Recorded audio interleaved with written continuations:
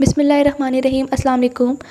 आज की जो वीडियो है इसमें मैं आपको बताऊंगी कि एमडी कैट के लिए आपने शॉर्ट लिस्टिंग किस तरह से करनी है। सिलेबस की शॉर्ट लिस्टिंग कर लेना एक बहुत इंपॉर्टेंट फैक्टर होता है, क्योंकि एमडी कैट का सिलेबस इतना एक्सटेंसिव होता है कि आप हर दफ़ा पूरी पूरी बुक को रीड नहीं कर सकते हैं। तो इसलिए बहुत ज़रूरी है कि आप अपने सिलेबस की शॉर्ट लिस्टिंग कर लें। शॉर्ट लिस्टिंग करने का ये फ़ायदा होगा कि आप कम वक्त में जो इम्पॉर्टेंट पॉइंट्स हैं वो ज़्यादा से ज़्यादा रीड कर सकेंगे और उनको रिवाइज़ कर सकेंगे, और जो चीज़ें अनइम्पॉर्टेंट हैं वो आपको बार बार नहीं पढ़नी पड़ेंगी। तो इसलिए ज़रूरी है कि जो इम्पॉर्टेंट पॉइंट्स हैं वो आप शॉर्ट लिस्ट कर लें, ताकि आप उन्हीं को बार बार रिवाइज़ करें और आपका टाइम वेस्ट ना हो। शॉर्ट लिस्टिंग करने के दो तरीके हैं। एक तरीका ये है कि आप इम्पॉर्टेंट पॉइंट्स को बुक के ऊपर हाईलाइट कर दें। दूसरा तरीका ये है कि आप अपने शॉर्ट नोट्स बनाएं और जो भी इम्पॉर्टेंट पॉइंट्स हैं उन्हें नोट्स के ऊपर लिखें, और फिर जब आप किसी भी टॉपिक की रिवीजन करें तो पहले उन पॉइंट्स को पढ़ें और उसके बाद जो आपके बुक के हाईलाइटेड पॉइंट्स हैं वो करें। अब एमडी कैट के लिए आपको कौन सा तरीका इस्तेमाल करना है, तो एमडी कैट के जब आप प्रिपरेशन करें तो आपको ये दोनों तरीके यूज़ करने हैं, और वीडियो में आगे चल के मैं आपको बताऊंगी कि इन दोनों तरीक़ों से आपने किस तरह से अपना एक टॉपिक प्रिपेयर करना है। तो आपने जब एमडी कैट की प्रिपरेशन स्टार्ट करनी है तो आपने अपने पास 2 हाईलाइटर रखने हैं, एटलीस्ट 2 हाईलाइटर्स, और आपने अपनी बुक के ऊपर इम्पॉर्टेंट पॉइंट्स उन हाईलाइटर्स से हाईलाइट कर देने हैं। इसके अलावा आपने अपने पास हर सब्जेक्ट का एक अलहदा से रजिस्टर रखना है और वहाँ पर आपने शॉर्ट लिस्टिंग करने, मतलब जो इम्पॉर्टेंट पॉइंट्स हैं वो आपने उस रजिस्टर के ऊपर लिखने हैं ताकि आपको रिवीजन करने में आसानी हो।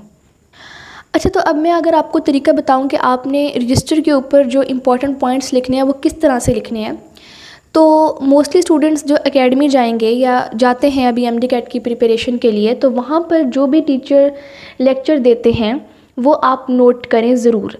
ठीक है, अगर आप अपने नोट्स बनाएंगे तो आपके हाथ से जब कोई चीज़ गुजरेगी तो आपको याद भी रहेगी ज़्यादा देर तक, तो इसलिए बेहतर है कि अपने नोट्स बनाएं। तो जब आप जो भी टीचर लेक्चर दे रहे हैं वो आप अपने नोट्स बनाते जाएं उसके, ठीक है, और फिर घर आकर आप उन नोट्स को रिवाइज़ करें ऑन डेली बेसिस। अब मैं आपको बताती हूँ कि आपने एक टॉपिक को प्रिपेयर किस तरह से करना है।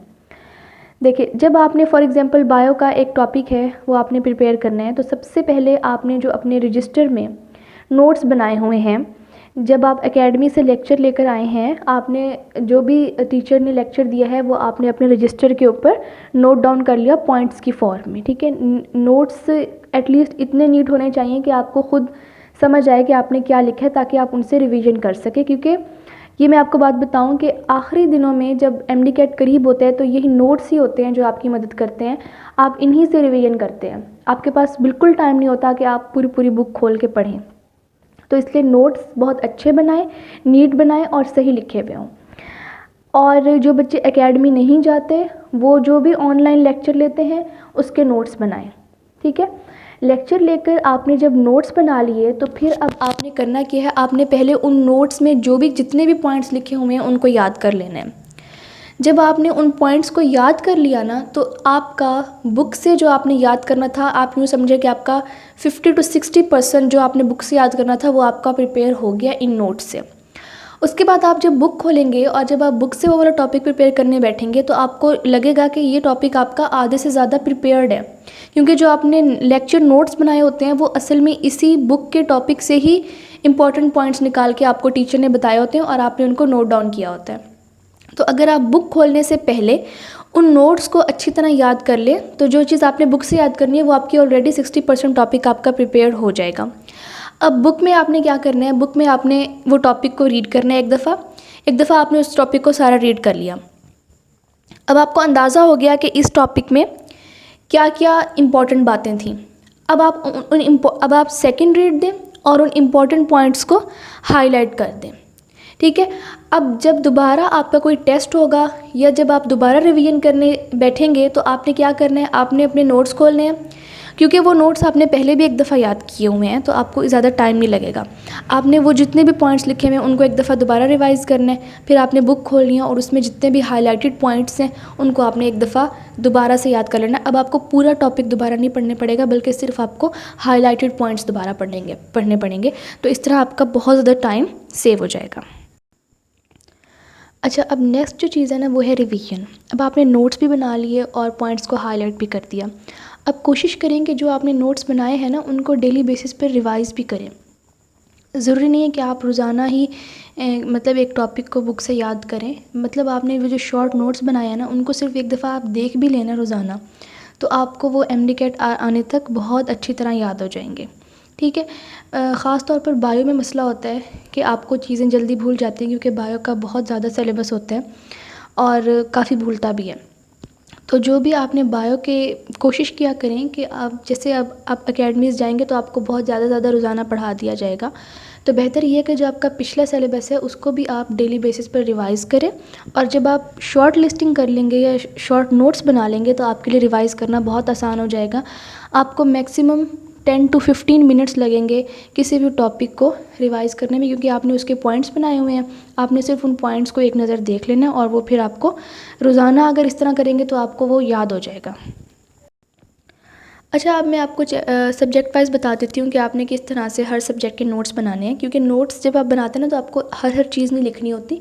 कुछ इंपॉर्टेंट बातें होती हैं जिनको आपने सामने रखना होता है नोट्स बनाते हुए। तो अगर बायो का मैं आपको बताऊं तो बायो का जो भी सर लेक्चर देते थे, जो भी सर लेक्चर में बात बताते थे, मैं वो सब नोट करती थी। यानी बायो का ऑलमोस्ट मैं सारा लेक्चर नोट करती थी। इवन जो सर डायग्राम बनवाते थे क्लास में हमें समझाने के लिए, मैं वो भी अपने लेक्चर नोट्स के ऊपर ड्रा कर लेती थी, ताकि उससे मेरे कॉन्सेप्ट्स ज़्यादा अच्छे तरीके से क्लियर हो जाए, मुझे उससे ज़्यादा अच्छे तरीके से समझ आ जाए। तो बायो के लिए आपने कोशिश ये करनी है कि डायग्राम्स को अच्छे तरीके से समझना है, और जो भी इंपॉर्टेंट पॉइंट्स सर बता रहे हैं आपने उनको लिखते जाना है नोट्स पे। और डायग्राम्स में से भी अक्सर एमसीक्यूज़ आ जाते हैं। तो अगर आपको लेक्चर के दौरान सर डायग्राम के ज़रिए समझा रहे हैं तो कोशिश करें कि डायग्राम भी अपने रजिस्टर के ऊपर बनाएं। उस डायग्राम से रिलेटेड सर ने जो भी पॉइंट्स बताए हैं वो भी आप पॉइंट्स लिखें। उस डायग्राम के ऊपर जो भी सर ने लेबलिंग करवाई है वो भी आप कर लें।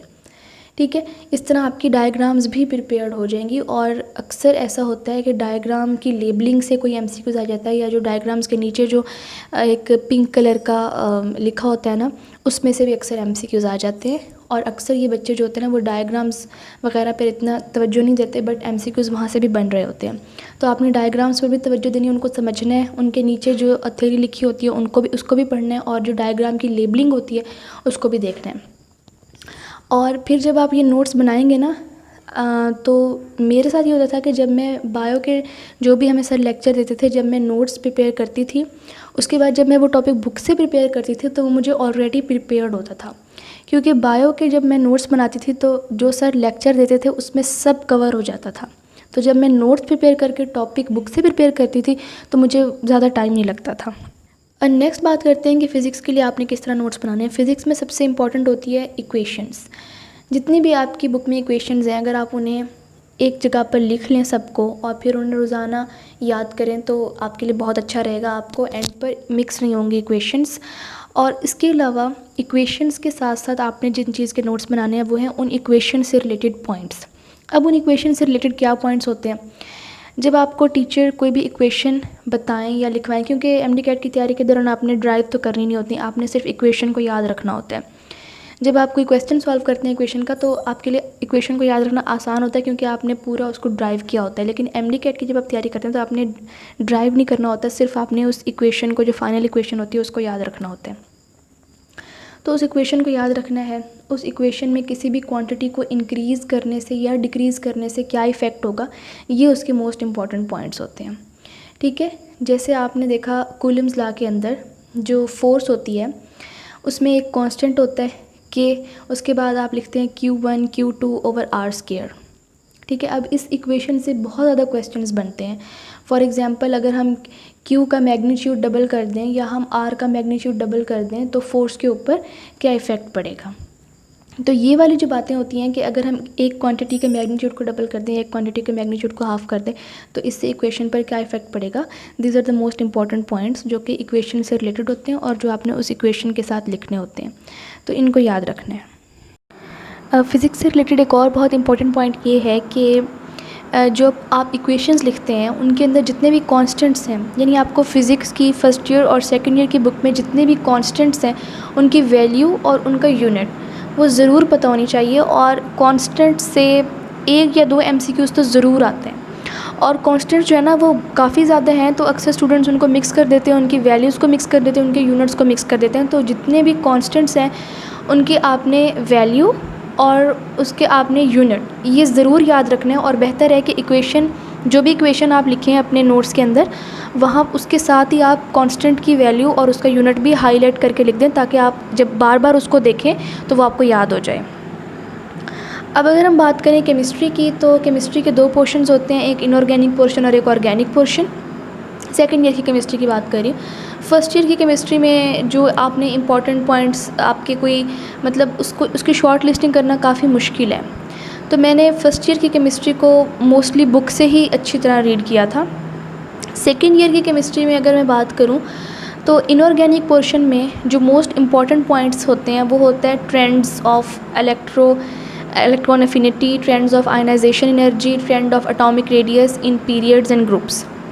ठीक है, तो ये जितने भी ट्रेंड्स हैं ना पीरियड के अंदर और ग्रुप के अंदर, ये आपने अपने नोट्स के अंदर लिखने हैं कि आयनाइजेशन एनर्जी पीरियड के अंदर किस तरह इंक्रीज़ हो रही है और ग्रुप के अंदर क्या उसका ट्रेंड है, इलेक्ट्रॉन एफिनिटी, एटॉमिक रेडियस और ये सारी चीज़ें। इसके अलावा जो बहुत इंपॉर्टेंट चीज़ है ना केमिस्ट्री में वो है एक्सेप्शंस। जैसे फॉर एग्जांपल्स तमाम एलिमेंट्स एक ही ट्रेंड शो कर रहे हैं, तमाम एलिमेंट्स की आयनाइजेशन एनर्जी एक ख़ास ऑर्डर के तहत पीरियड में इंक्रीज़ हो रही है, बट कोई 1-2 एलिमेंट्स ऐसे आएंगे या कोई एक एलिमेंट ऐसा आएगा जो कि उस ट्रेंड से एक्सेप्शनल बिहेवियर शो करेगा, उस ट्रेंड को फॉलो नहीं कर रहा होगा। तो ये एमसीक्यूज़ जो केमिस्ट्री में आते हैं ना वो ट्रेंड में से नहीं आते, बल्कि ज़्यादा एमसीक्यूज़ एक्सेप्शंस में से आते हैं।